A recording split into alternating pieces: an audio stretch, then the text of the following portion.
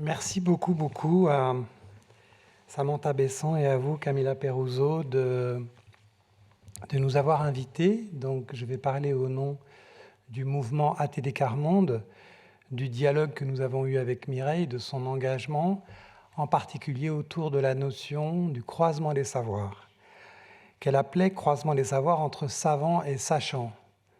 Vous en avez parlé, Katia, tout à l'heure. Savants étant ceux qui ont des diplômes, sachants étant nous tous, avec ou sans diplôme. Et j'y ajoute le terme, parce qu'elle nous a parlé de ça dans le dernier travail qu'on a fait récemment avec elle, l'apport des plus pauvres. Pour faire ce travail, j'ai reparcouru les 3 tomes de ses leçons, de son cours au Collège de France, et dans le 3e tome, donc la 3e saison, qui s'intitule « La refondation des pouvoirs », une des leçons s'appelle « L'émergence des acteurs civiques ». Et dans cette émergence des acteurs civiques, elle mentionne, elle décrit ce mouvement ATD Quart Monde comme une alliance entre des personnes ayant l'expérience de la pauvreté et d'autres, faisant ensemble des forces imaginantes du droit. À ce moment-là, ATD Quart Monde venait de gagner, après des années de combat, l'adoption d'une loi d'orientation contre les exclusions en 1998, qui a ouvert le chemin de droits concrets, à commencer par la couverture maladie universelle. Entre 1945 et 2000, tous les gens qui avaient un travail informel en France n'avaient pas la sécurité sociale. Ils pouvaient aller se soigner chez un médecin avec un bon rose qu'il fallait obtenir à la mairie. Et donc la généralisation de l'assurance maladie n'a eu lieu qu'en l'an 2000, sous l'impulsion en particulier de son mari, Paul Bouchet, alors président d'ATD Quart Monde. Paul Bouchet, président d'ATD Quart Monde, juste après Geneviève de Gaulle. Il nous a connus à la Commission européenne des droits de l'homme.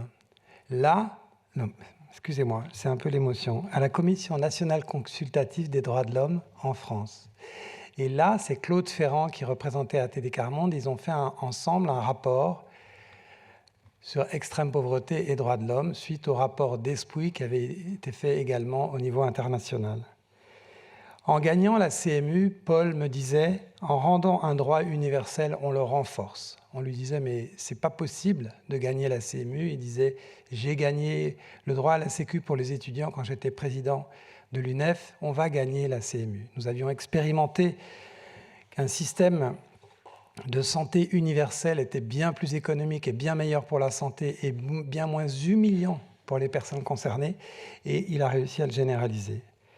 Claude Ferrand, Paul Bouchet, qui sont devenus 2 grands amis, et c'est ce même Claude Ferrand, avec son épouse Françoise, qui a inventé cette notion de croisement des savoirs, sous l'égide de l'Institut de recherche d'ATD que je dirige maintenant, avec des partenaires universitaires, et qui formalisait un gène d'ATD Quart Monde, créer les conditions éthiques, pratiques et épistémologiques pour que les savoirs d'expérience et l'intelligence des plus pauvres puissent se croiser avec d'autres savoirs, en particulier les savoirs universitaires. Se croiser au sens d'une fertilisation croisée, mais aussi d'une friction épistémique entre savants et populations dominées et démunies, des constructions non violentes de fausses théories, des préjugés inconscients et des aveuglements des savants, des points aveugles des savants, mais aussi des autres, pour construire un nouveau savoir plus complet, plus légitime aux yeux des différents acteurs. Le premier programme, dont une de vos amies, Françoise, a participé intensément, il y avait des juristes, il y avait des sociologues, il y avait des politologues et des personnes en situation de pauvreté. Pendant 3 ans, ils ont formulé des questions, fait une recherche commune et coécrit 5 mémoires sur l'histoire, la famille, les savoirs, le travail et la citoyenneté. Ils ont surtout formalisé une méthode rigoureuse que nous avons appelée le croisement des savoirs, qui tend à créer les conditions pour que ces savoirs puissent non pas se discréditer, mais se frotter, s'élargir et se consolider. Depuis le mouvement ATD Quart Monde, on n'a pas cessé de développer cette démarche. Récemment, une recherche mondiale avec Oxford sur les dimensions de la pauvreté a été réalisée. Et je dirige avec d'autres un espace collaboratif CNRS, CNAM, ATD, sur les questions épistémologiques, pratiques et éthiques du croisement des savoirs avec les personnes en situation de pauvreté. J'en reviens à la troisième partie du cours de Mireille intitulée « La refondation des pouvoirs ». Elle se termine par un chapitre intitulé « Au croisement des savoirs », avec en conclusion sa trilogie « Savoir, vouloir, pouvoir ». À ce moment-là, elle écrit la postface d'un livre d'A.T.D. Carmonde qui s'appelait aussi « Le croisement des pouvoirs », montrant les changements qu'avait produit le croisement des savoirs entre personnes en situation de pauvreté professionnelle et universitaire. Elle dit « Ce livre vient à son heure. 60 ans après la Déclaration universelle des droits de l'homme, le constat est d'évidence, tous les êtres humains n'ont pas été libérés de la terreur et de la misère. La leçon à tirer est claire, l'égalité des droits n'est pas seulement affaire de dispositions juridiques, ni de mesures matérielles. La reconnaissance de l'égalité nécessite un changement culturel fondamental. La démocratisation du savoir ne saurait se limiter à l'accès des plus défavorisés à la culture dominante, mais elle implique leur participation en tant qu'experts irremplaçables de leur vécu à la production des savoirs. Le Collège de France, ouvert à tous, mais aussi devrait pouvoir apprendre de tous. Elle s'explique plus longuement dans la revue Carmonde, notre revue de réflexion. Elle dit « L'objectif démocratique ne devrait pas être d'isoler le savoir, mais plutôt de relier pouvoir, vouloir et savoir, en plaçant la décision politique au croisement des savoirs. Pour y parvenir, il faut démocratiser les savoirs, non seulement garantir l'accès, mais aussi leur participation à la production des savoirs. C'est pourquoi, en travaillant sur la refondation des pouvoirs pour mon cours au Collège de France, j'avais emprunté l'expression croisement des savoirs au livre d'A.T.D. Carmonde, Formation, accent, recherche entre Carmonde et université. Elle dit « Cette nouvelle façon est indispensable pour améliorer le présent et imaginer l'avenir. La démocratisation reste un processus inachevé et la notion même de citoyenneté se transforme en même temps qu'elle s'internationalise par addition. On est citoyen de sa ville, de son pays, de l'Europe et du monde. La citoyenneté se transforme par multiplication. D'active, elle devient interactive, préparant ainsi le passage de la démocratie représentative à des formes participatives et délibératives. Elle continue, comme le père Wresinski l'avait si bien perçu, le fondateur d'A.T.D. Carmonde, né lui-même dans la misère, regarder le monde par en bas entraîne un recadrage de toutes nos disciplines et relie les savoirs à l'action transformatrice. J'ai commencé à travailler régulièrement avec Mireille quand nous avons créé une fondation Joseph Wresinski sous l'égide de l'Institut de France, dont le but était le rayonnement de la pensée Wresinski.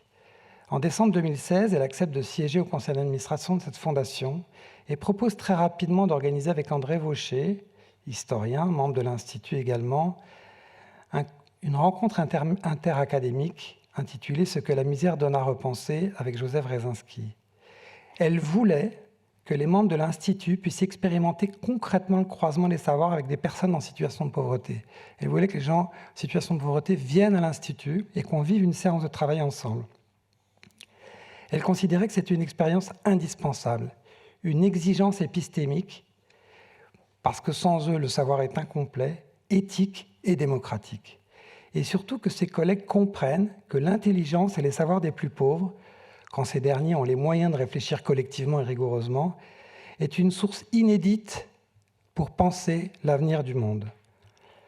Pour préparer cette rencontre, elle a choisi 2 passages d'une conférence de Wresinski à l'Institut de France en 1983, et elle a mis en travail ces 2 passages. Je vous les lis. Un premier passage sur l'histoire. L'histoire des plus pauvres n'est transmise que lorsque ceux-ci affleurent dans la vie des non-pauvres, au moment des guerres, des pestes, des grandes catastrophes qui touchent un pays tout entier, ou encore quand les pauvres se montrent un danger pour les nantis par leur violence, leur révolte. En dehors de ces événements, il n'a laissé de traces que dans les archives des œuvres d'assistance, des œuvres hospitalières. La mémoire collective que les sous-prolétaires gardent de leur expérience est une mémoire isolée, à laquelle le reste de la société s'évertue à superposer une mémoire contraire d'échec et d'humiliation. Si l'histoire de résistance ancestrale des sous-prolétaires pouvait être mieux contée et liée à l'histoire générale, elle pourrait faire échec à cette autre histoire imposée qui empêche les sous-prolétaires de prendre leur avenir en main. La restitution de leur histoire peut permettre aux sous-prolétaires d'exprimer enfin leur espoir sans s'exposer au ridicule. La deuxième partie du colloque, où a participé Alain Supiot et bien d'autres, mais aussi des militants quart-monde, s'appuyait sur cette autre citation de Wresinski.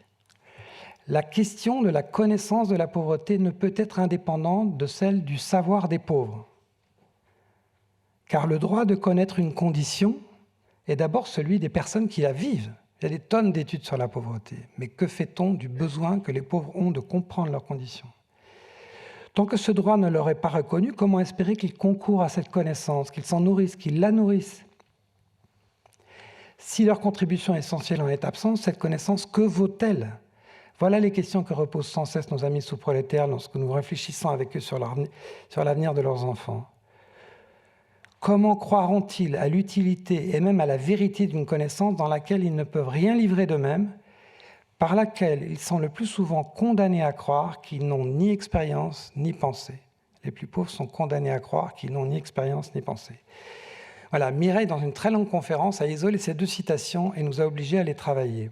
Et elle conclut cette matinée qui a été très impressionnante. Nous disions, en guise d'entrée en matière, que les académies et la misère ne semblaient pas destinées à se rencontrer. Et pourtant, cette rencontre improbable a eu lieu. L'effort nécessaire pour exposer l'expérience du vécu de la misère prend le caractère d'un don venant des humains les plus pauvres. Il reste à souhaiter qu'elle contribuera à penser construire un monde commun.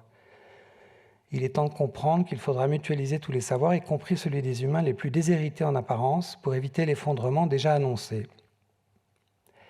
La dernière fois que nous avons travaillé avec Mireille, c'était à l'occasion d'une journée d'études interne à ATD en juin 2020, sur l'articulation entre justice environnementale et justice sociale. Il y avait des membres d'ATD Quart-Monde du Nord et du Sud du monde. Il y avait aussi Émilie Gaillard, une de ses fidèles élèves. Mireille a retracé pour nous les différentes phases historiques de l'humanisme. Et le soir, elle m'écrivait « Merci pour ce bel après-midi, je relirai volontiers la transcription car j'ai beaucoup apprécié les interventions qui m'amèneront à changer ma conclusion. » Et voici sa nouvelle conclusion, que nous n'avons pas encore publiée. Je cite « Qu'apprenons-nous des plus pauvres ? Peut-être une certaine manière de penser l'imprévisible, plus proche de l'adaptation que de la programmation, de la prédiction. Les populations riches n'ont pas appris à vivre dans l'imprévisible parce qu'elles se garantissent de tous côtés, assurer tout risque. Vivre dans l'imprévisible, c'est ce que les plus pauvres savent faire, précisément parce qu'ils n'ont pas d'assurance et doivent accueillir l'imprévisible quand il se produit et s'adapter à lui. Or, c'est de cette pensée-là dont nous avons besoin, au lieu des certitudes dogmatiques qui se sont souvent révélées inefficaces, voire fausses. Nous avons besoin d'une pensée en mouvement, une pensée qui traverse les incertitudes, accueille l'imprévisible et apprend à s'adapter au fil de l'imprévisible. Et là, je suis frappé d'être le premier à citer Édouard Glissant dans cette journée, mais je vais le faire avec fierté. S'adapter par une sorte de bricolage qu'Édouard Glissant appelle la pensée du tremblement. Elle n'est ni crainte, ni faiblesse, mais l'assurance qu'il est possible de durer et de grandir, même dans l'imprévisible. Durer serait l'objectif des plus nantis. Alors maintenant, je redonne la parole à Mireille. Durer serait l'objectif des plus nantis, assurer tout risque, mais grandir serait l'apanage des plus pauvres pour plusieurs raisons. D'abord parce que leur présent étant le temps de l'échec, ils se projettent sur l'avenir. Ils aspirent à grandir pour s'en évader. Ensuite, parce que la peur étant leur lot quotidien, ils ne peuvent pas se contenter d'une heuristique de la peur. Et comme tous ceux qui sont les plus exposés, ils ont une véritable pratique du courage. À la frilosité des sociétés de la peur, les plus pauvres opposent et nous apprennent le courage de vivre. Je voudrais finir par une petite histoire plus personnelle. Je vous raconte au moment où le croisement des savoirs commence à être enseigné dans les universités en Amérique latine, en Afrique, en Europe, qui me donne à moi personnellement les sources de ce croisement des savoirs qui sont les plus pauvres eux-mêmes. Ça se situe aux États-Unis. J'animais une bibliothèque de rue à New York, comme j'en ai fait aussi à Créteil. J'étais avec des enfants avec qui je faisais de l'informatique dans la rue et une petite fille, Brigitte Gatling, avait osé franchir des barrières invisibles du ghetto parce qu'il y avait un côté africain-américain, un côté portoricain. Elle avait rompu cette frontière invisible avec toutes ses copines de son immeuble. Un ami nous propose une place dans une colonie de vacances. On se dit, on pourrait le proposer à Brigitte, elle n'est jamais partie. Sa mère est d'accord, nous remplissons les papiers pour partir en colo. Il fait noir, chez eux, il n'y a pas d'électricité. Sur le formulaire, il faut noter le numéro de téléphone en cas d'urgence.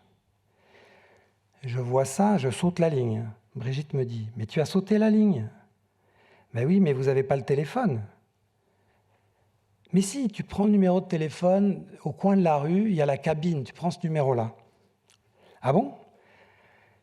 La semaine d'après, je reviens pour la bibliothèque de rue, Brigitte me dit, tu as noté le numéro sur la cabine? Ah non, j'ai oublié, mais je vais le faire. J'oublie à nouveau. Il paraît que c'est normal d'oublier ce qui ne fait pas sens. Tant de choses m'étaient incompréhensibles dans ce quartier. La semaine d'après, Brigitte m'attend encore devant la cabine. Bruno, regarde, tu vois le numéro? Note-le sur la feuille de la colo. Tu vois, mes cousins sont toujours là, au coin de la rue. Et si ça sonne, ils décrochent, ils vont chercher ma mère. Je note le numéro, et le soir, en écrivant mon journal, je réfléchis et je réfléchis toujours. Non seulement je n'ai pas cru Brigitte sur quelque chose qu'elle savait vrai, mais Brigitte savait que je ne la croyais pas. À son âge, à 10 ans, quand quelqu'un me disait quelque chose que je ne savais pas vrai, quand quelqu'un ne croyait pas quelque chose que je savais vrai, je le trouvais bête et je passais mon chemin. Elle, dès l'enfance, elle sait qu'il faut comprendre les aveuglements des puissants pour arriver à collaborer avec eux. Le père Joseph Rezinski était comme ça, né dans la misère, il était comme ça avec moi. Le croisement des savoirs, démarche à laquelle nous invitent les plus pauvres, puise à cette sagesse-là. Au courage de vivre des plus pauvres nommés par Mireille, ajoutons le courage épistémique des pauvres qui croient qu'il est possible et indispensable de se comprendre.